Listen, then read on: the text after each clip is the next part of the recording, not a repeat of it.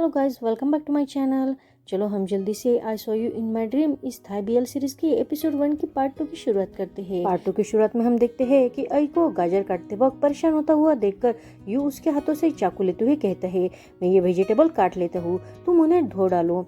अब आई यू की तरफ देखने लगता है तो यू कहता है, तुम मेरी तरफ ऐसे क्या देख रहे हो, क्या मेरे चेहरे पर कुछ लगा है क्या? पर आई उसे बिना कुछ कहे ही वेजिटेबल धोने के लिए वहाँ से निकल जाता है। आई को ऐसे उदास देखकर यू को भी थोड़ा अजीब लगता है, लेकिन वो वेजिटेबल काटने लगता है। पर आई का ध्यान अब यू पर होता है और वो डरते हुए फाइनली यू को आवाज लगा ही देता है। अब उसी वजह से यू को चोट लग जाती है। अब आई चोट को देखकर कहता है, मुझे माफ कर दो, मैंने ये जानबूझकर नहीं किया है। वो जल्दी से जाकर फर्स्ट एड किट लाता है और यू के वाउंड को क्लीन करता है। उसे ऐसा करते देख और परेशान होता हुआ देखकर यू से कहता है, आज तुम बहुत ज्यादा ही काइंड बन रहे हो। तो आई कहता है, क्या ये नॉर्मल बात नहीं है?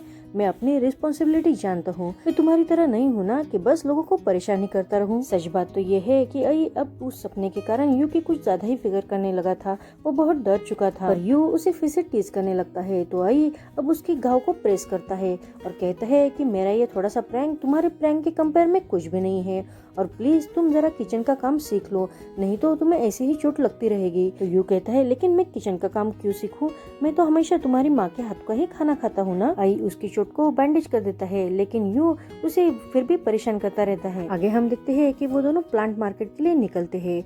गाड़ी में आई सैंडविच खाने लगता है तो उसे देखकर यू उसे कहता है, अरे मुझे भी थोड़ा सा खिलाओ। पर आई उसे मना कर देता है तो यू उसे फिर से टीज करते हुए कहता है, क्या तुम चाहते हो कि मेरा हाथ स्टीयरिंग से हट जाए?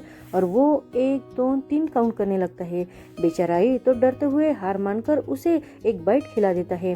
पर तभी यू उसे कहता है, आज तुम्हें क्या हुआ है, तुम आज थोड़े से बुझे बुझे से लग रहे हो।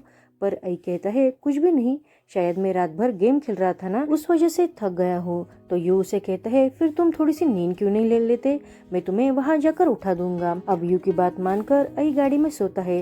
तभी उसे सपना आता है। वो सपने में देखता है कि वही लड़का जो फ्लावर को टच कर रहा था और रास्ते में किसी औरत की बैग गिरी हुई पड़ी थी और यू की गाड़ी से टक्कर हो जाती है। अब ये सब देखकर वो चिल्लाकर उठता है।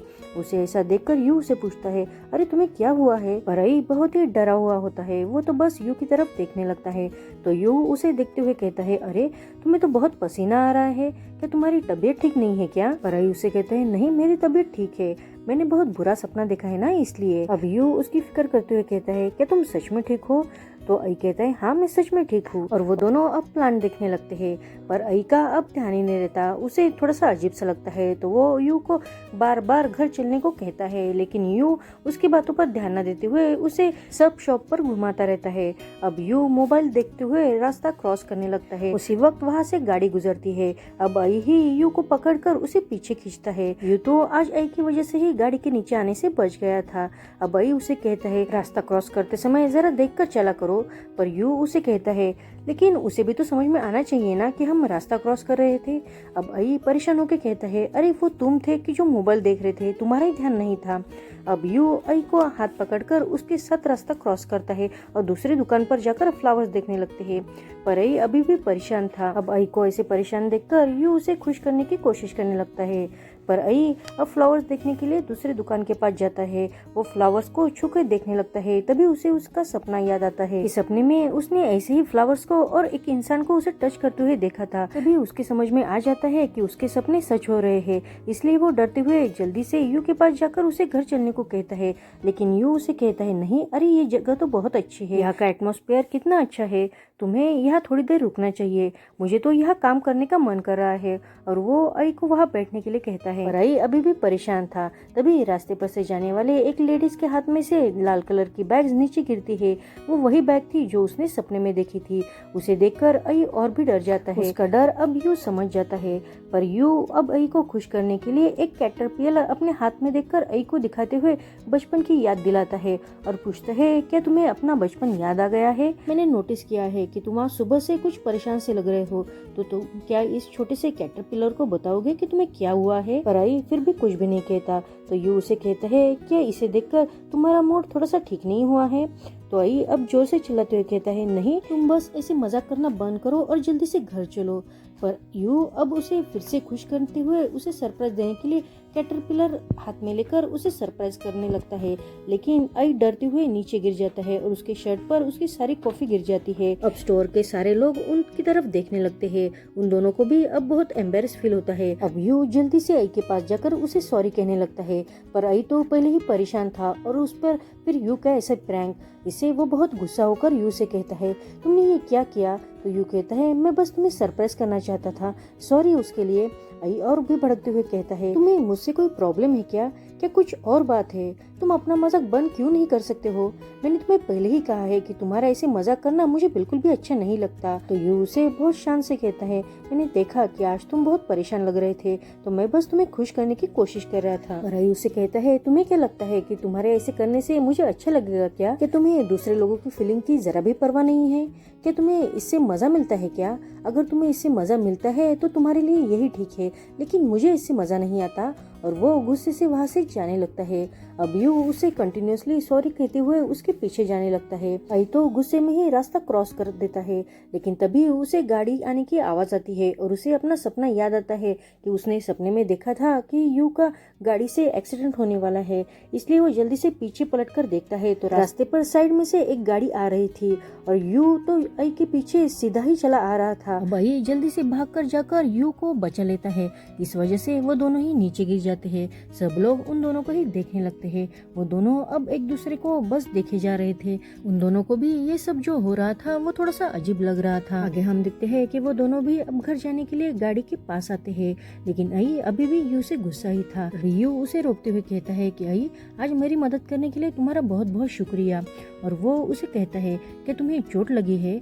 तो आई कहता है, नहीं मैं ठीक हूँ। और वो गाड़ी में बैठने के लिए जाने लगता है तो यू उसका हाथ पकड़कर उसे रोकते हुए सॉरी कहता है। वो कहता है, मुझे पता है कि मैं बचपन से तुम्हें बहुत टीज करते आ रहा हूँ, पर उससे पीछे मेरी कोई बैड इंटेंशन नहीं थी। मैं तो बस तुम्हारे साथ खेलना चाहता था, पर मुझे नहीं पता था कि इस वजह से तुम्हें इतना बुरा फील होता होगा। जैसे आज को ही देख लो, मैं तो बस तुम्हें खुश करना चाहता था, पर मुझे पता नहीं था कि तुम्हें खुश कैसे करना है। प्लीज मुझे माफ कर दो। आज मेरी वजह से तुम्हें बहुत हर्ट हुआ है। मैं तुम्हें माफ करने के लिए नहीं कह रहा हूँ, मैं तो बस खुद को इम्प्रूव करना चाहूंगा और मैं तुम्हें करवा के दिखाऊंगा। अब यू की ये सारी बातें सुनकर आई को भी थोड़ा बुरा लगता है, तो वो कहता है, मुझे पता है कि तुम मुझे हर्ट करना नहीं चाहते हो, पर कभी कभी मैं तुम्हारे इंटेंशन समझ नहीं पाता हूँ। वैसे भी हम अब बड़े हो गए हैं, तो हमारे पास करने के लिए बहुत सी चीजें हैं और काम भी है, तो प्लीज मुझे ऐसे टीज करना बंद कर दो। तो यू कहता है, मैं प्रॉमिस करता हूँ मैं आगे से तुम्हें कभी भी टीज नहीं करूंगा, क्योंकि मैं ऐसा इंसान नहीं बनना चाहता जिसे तुम पसंद ना करो। अब ये बात सुनकर आई थोड़ा सा नर्वस हो जाता है, पर वो कहता है, एक्चुअली मुझे माफ कर दो, मैंने भी आज तुमसे कुछ ज्यादा ही रूडली बात की है, मेरा वो कहने का कोई इंटेंशन नहीं था। तो अब यू कहता है, क्या तुम फिर मुझे थोड़ा सा लाइक कर सकते हो? तो आई अब थोड़ा सा इतराते हुए कहता है, नहीं मैं अभी भी तुम्हें नहीं पसंद करता हूँ, हाँ लेकिन थोड़ा सा कम नापसंद कर सकता हूँ। अब ये बात सुनकर यू आई के हेड सहलाता है, तो आई फिर से उसकी तरफ देखने लगता है। तो यू उसे समझाते हुए कहता है, अरे मैं तुम्हें टीज नहीं कर रहा हूँ, ये तो मैंने बस प्यार से किया, मैं सच कह रहा हूँ, मैं आज से तुम्हें टीज नहीं करूंगा। और भी उसे ओके कह के वो दोनों घर के लिए निकल जाते हैं। आगे हम देखते हैं कि घर आने के बाद आई जल्दी से अपने रूम में आकर लैपटॉप निकालकर उसमें कुछ सर्च करने लगता है। वो बहुत ही परेशान हो गया था। फिर से वो अपने कपड़े पर का दाग देखता है और कुछ सोचते हुए अपनी स्केचबुक निकालकर उसने जो ड्राइंग उसमें बनाई थी वो देखने लगता है।